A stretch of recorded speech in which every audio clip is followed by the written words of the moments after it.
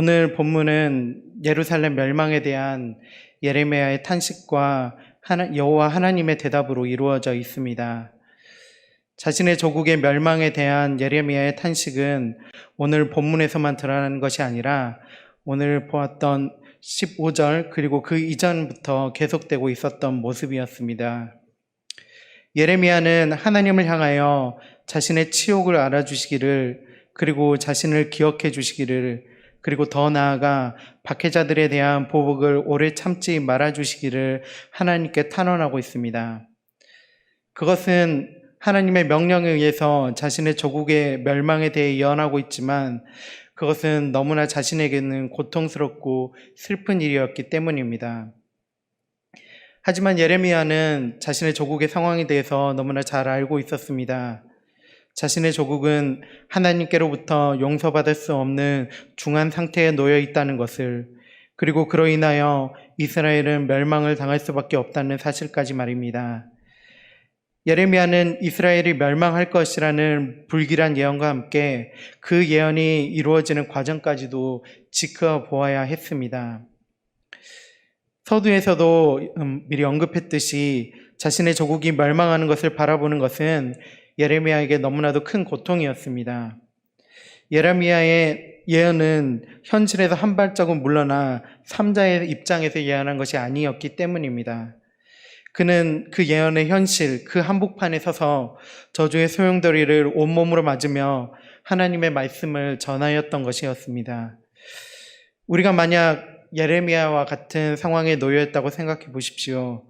우리는 어떤 마음이 들었겠습니까? 무척 괴로울 것 같았을 것 같습니다.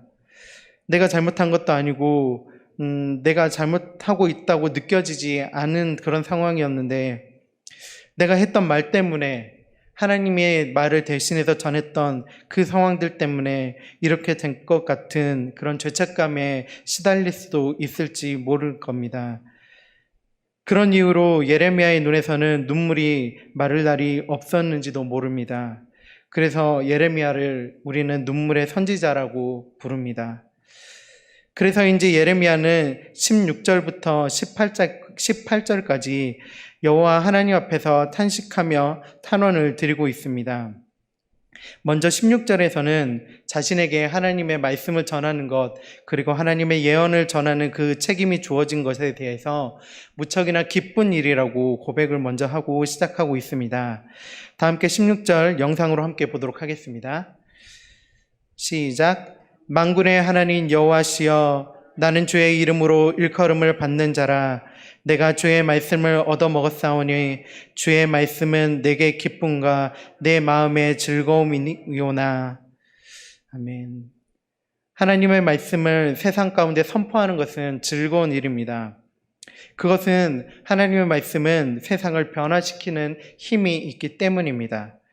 그 말씀은 세상의 모든 죄를 소멸하는 불이 되시기 때문입니다.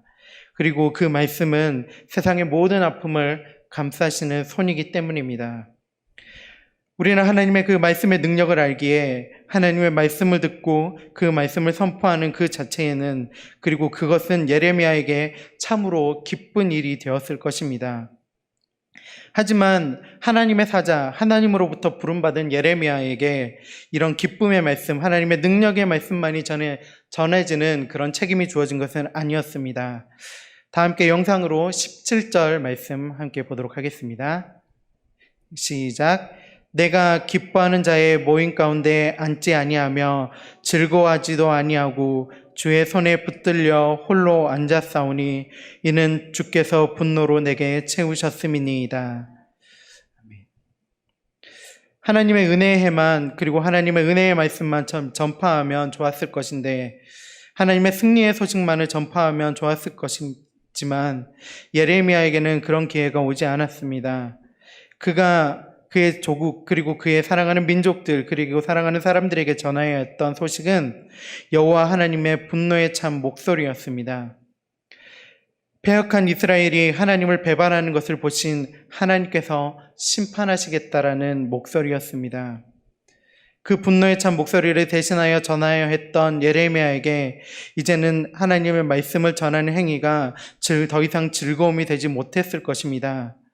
하나님의 분노를 토해내시는 그 말이 그것은 자신을 먼저 찌르고 그들의 백성에게 나아갔기 때문입니다. 하지만 하나님의 대언자로 부름을 받았던 예레미야는 하나님의 분노의 말을 품고 쓰러져 있어서는 안 되는 처지였습니다.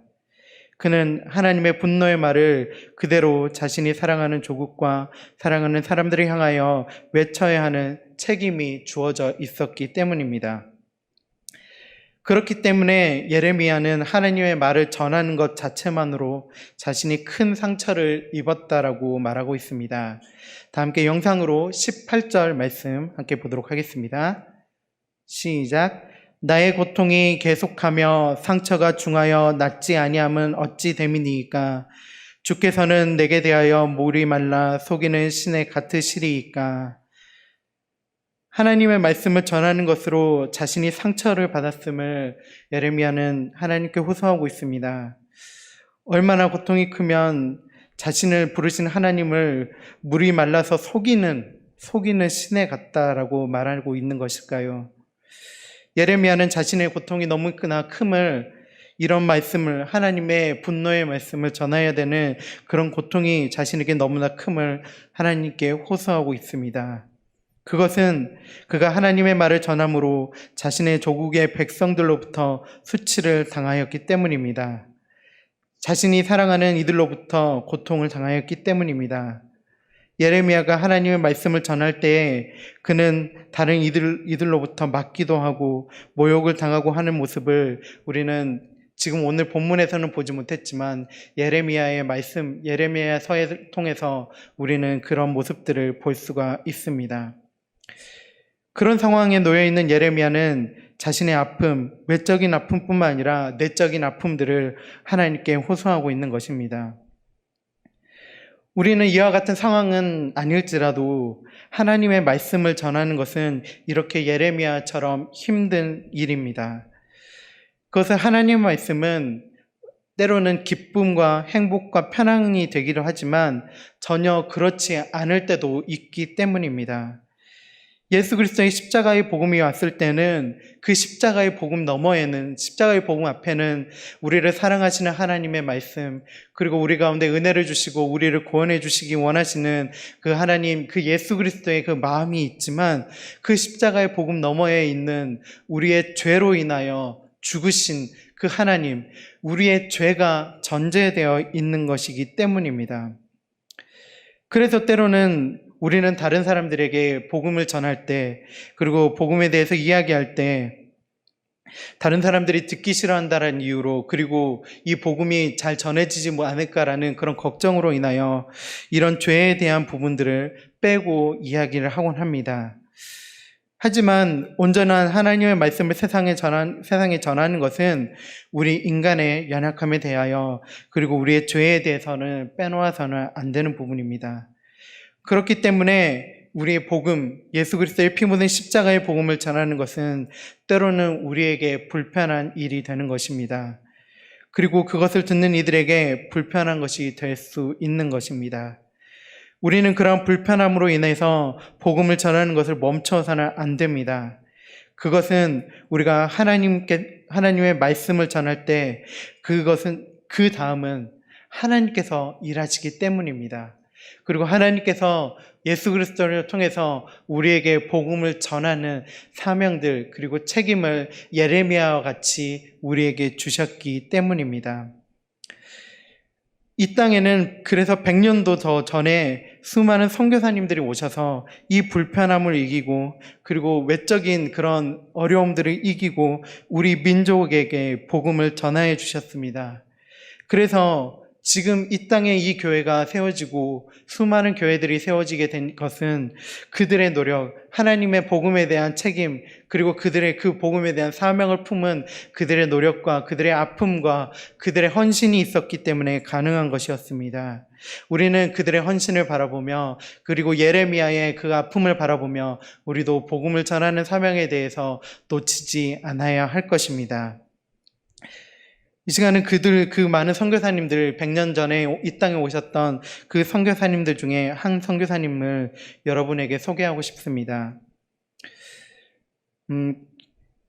그분은 캐나다 태생의 맥켄지 선교사님이라는 분이신데요. 이분의 원래 직분은 목사였습니다.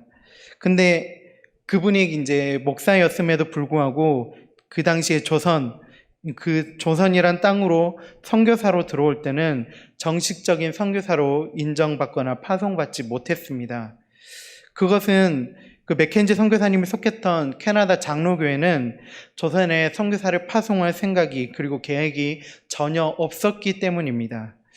하지만 어느 날 그 하나님으로부터 주신 마음을 품었던 그 조선 땅이라는 곳을 마음에 품었던 맥켄지 선교사는 자신의 직분 모든 것들을 내려놓고 개인 자격으로 조선 땅으로 들어오게 됩니다. 1893년 10월 조선에 입국하여 서울에서 언더우드 선교사와 몇 개월을 함께 지내던 그는 황해도 솔레라는 곳으로 홀로 가게 됩니다. 그곳에서 그는 캐나다에서 입고 있었던 자신의 모든 의복을 버리고 조선 민중들과 똑같이 한복을 입고 한국 음식을 먹으며 헌신적으로 복음을 전하였습니다. 외국인이라고 특별하게 행동하지 않고 조선 사람들과 똑같이 일하면서 황해도 솔레의 예배당 건축에 힘을 쏟았습니다. 이제 홀로 먼 곳에 있었던 맥켄지 선교사가 너무나 걱정이 되었던 언더우드 선교사는 이제 사람들 인편을 통해서 그에게 이제 조국에 있는 다른 캔으로 된 통조림이라든지 이런 과자나 차 종류들을 보내주었다고 하는데요. 근데 맥켄지 선교사는 그 언더우드 선교사가 자신에게 먹으라고 보내주었던 이 통조림이나 이런 비스킷이나 이런 것들을 자신이 먹지 않고 한국 조선 사람들에게 다 나눠주면서 함께 그곳에서 생활하며 그들에게 복음을 전하는 사역을 다했다고 합니다. 그런데 이렇게 자신의 몸을 돌보지 않고 사역했던 그는 우울증을 겪게 됩니다. 머나먼 조선 땅에서 홀로 자신을 돌보지 않았던 것이 화근이 되었던 것이지요. 그럼에도 불구하고 맥켄지 선교사는 조선의 사람들에게 복음을 전하는 것을 놓지 않았습니다. 그러던 어느 날 맥켄지 선교사는 정확한 병명은 알 수 없으나 열병을 앓게 됩니다. 몇 날 며칠 고열에 시달리던 맥켄지 선교사는 비가 오고 너무나 날씨가 좋지 않았던 어느 날 밤 고열과 우울증에 대한 합병증이었는지 모르지만 정신착란 상태에 노역이 되고 캐나다에서 자신이 호신용으로 가지고 왔던 권총으로 자신의 생을 스스로 마감해버리는 비극적인 결과를 낳게 되었습니다. 그가 먼저 이런 비극적인 결과로 세상을 떠나고 난 뒤 그의 집에서 그의 삶이 기록되었던 일기 노트가 발견되었는데요. 그곳에서는 그의 힘들었던 상황들이 고스란히 적혀 있었습니다. 그의 일기 마지막 한 부분을 여러분에게 들려드리겠습니다. 잠을 잘 수도 없고 밖으로 나갈 수도 없다. 너무 약해졌기 때문이다. 오늘 오후에는 전신이 추워지는 것을 느꼈다. 옷과 더운 물주머니가 있어야겠다. 땀을 내야겠다. 조금은 나은 듯하기도 하다. 죽음이 아니길 바란다. 내가 조선인들과 같은 방식으로 살았기 때문에 이렇게 되었다고 말하게 될 많은 사람들을 위해서이다. 내가 조심하지 아니하였기 때문일 것이다. 낮에는 뜨거운 햇볕 아래서 전도하고 밤이면 공기가 추워질 때까지 앉아 있었기 때문인 것이다. 내 마음은 평안하며 예수님은 나의 유일한 소망이시다. 하나님은 모든 것을 이루신다.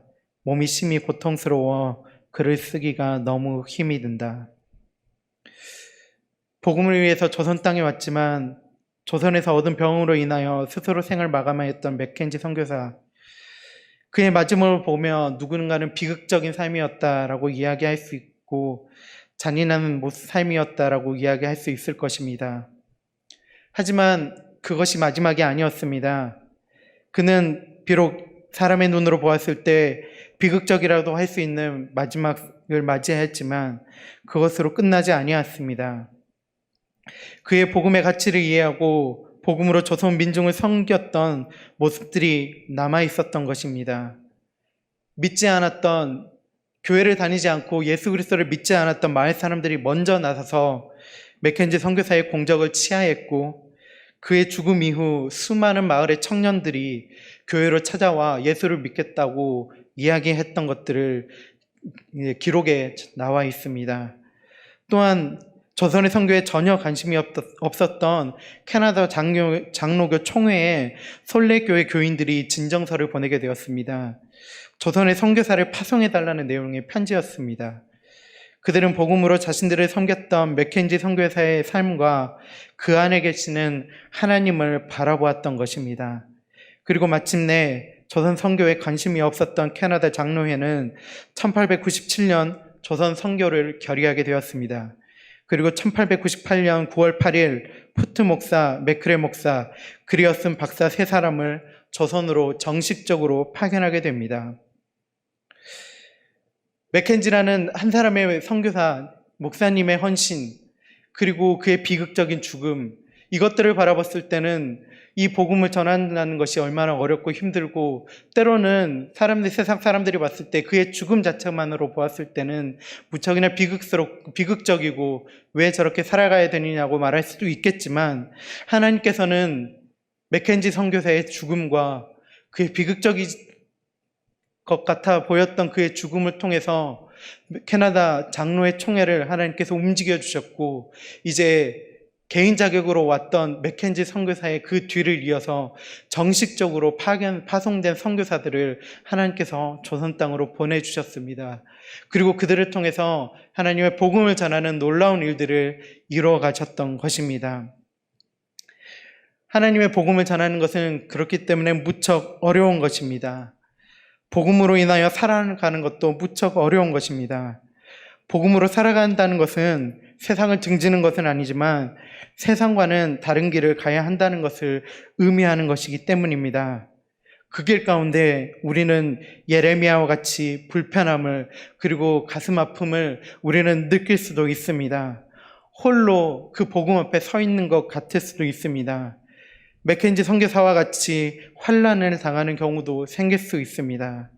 하지만 우리가 복음으로 인하여 그 복음으로 세상 앞에 우리의 입술을 열고 우리의 삶을 들여 살아간다면 지금 현재의 상황에서가 아니라 장래의 복을 우리에게 허락해 주심을 우리는 반드시 믿어야 합니다. 그저 몇몇의 사람들의 사례를 통해서 볼 수 있는 것이 아니라 이것은 하나님께서 우리에게 그렇게 하시겠다고 분명하게 약속하고 있는 것이기 때문입니다. 우리 다 함께 영상으로 20절 그리고 21절 말씀을 함께 보도록 하겠습니다. 시작. 내가 너로 이 백성 앞에 견고한 노성벽이 되게 하리니 그들이 너를 칠지라도 이기지 못할 것은 내가 너와 함께하여 너를 구하여 건짐이라. 여호와의 말씀이니라. 내가 너를 악한 자의 손에서 건지며 무서운 자의 손에서 구원하리라. 아멘.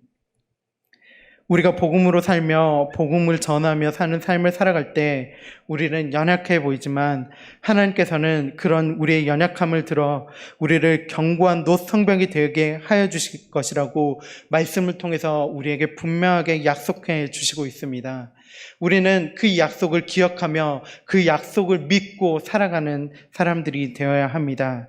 그럴 때 하나님은 우리의 복음을 통해서 이 세상을 살리실 것이며 우리의 복음을 통해서 우리의 믿지 않는 사람들에게 새롭게 살아나는 역사를 허락해 주실 것이며 지금 이 순간 교회를 조롱하고 교회의 모든 것들을 부정하고 부인하는 그 사람들을 변화시켜 주실 것임을 우리는 담대히 믿으며 예레미야와 같이 그리고 맥켄지 선교사와 같이 우리에게 앞에 있는 우리의 것을 보지 말고 하나님을 복음을 향하여 담대하게 나아가는 사람들이 되어야 할 것입니다.